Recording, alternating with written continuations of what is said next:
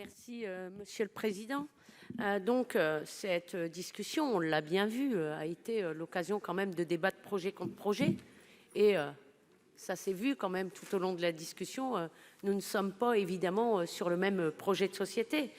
Car derrière la question de la dette sociale et de l'autonomie, c'est bien d'un projet de société qui s'est affronté, qui est complètement différent de celui que porte le gouvernement et celui que porte la droite sénatoriale.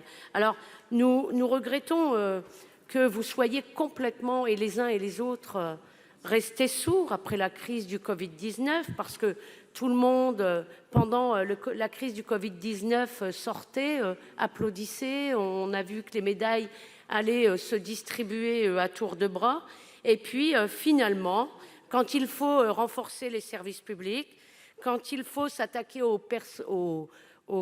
politiques d'austérité, eh bien, il n'y a plus personne. Voilà, voilà, on vote, on est contre dans les propos, et puis après on lève son doigt et finalement on est pour.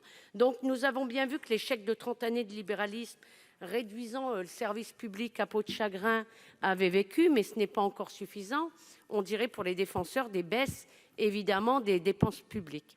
L'urgence, c'est à la relance de notre pays par le renforcement des services publics, mais vous préférez poursuivre dans les exonérations de cotisations sociales qui ont fait perdre, on vous l'a rappelé pendant le débat, 90 milliards d'euros cette année à la sécurité sociale, si on ajoute évidemment les allègements généraux.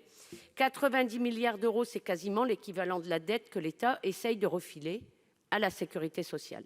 Ces deux textes préparent, il faut bien le dire, un avenir désastreux pour notre système de protection sociale, un étranglement supplémentaire des dépenses de santé demain pour rembourser la dette et une branche perte d'autonomie vide, complètement vide, et financée par les assurés sociaux eux-mêmes. Bref, comme l'a dit notre collègue Pierre Dharréville à l'Assemblée nationale, il s'agit d'une belle opération publicitaire, loin de l'histoire de la sécurité sociale, qui est celle d'un grand mouvement d'appropriation et de construction commune. Nous allons donc voter contre ce projet de loi, mais je voudrais vous dire quand même que c'est un immense gâchis. Hier encore, nous étions dans les manifestations avec mes collègues communistes et républicains. Les attentes sont énormes, ça a été rappelé d'ailleurs, les salaires sont très bas. Je pense que les soignants attendaient autre chose de votre part et que franchement, vous n'êtes vraiment pas à la hauteur des attentes de nos populations.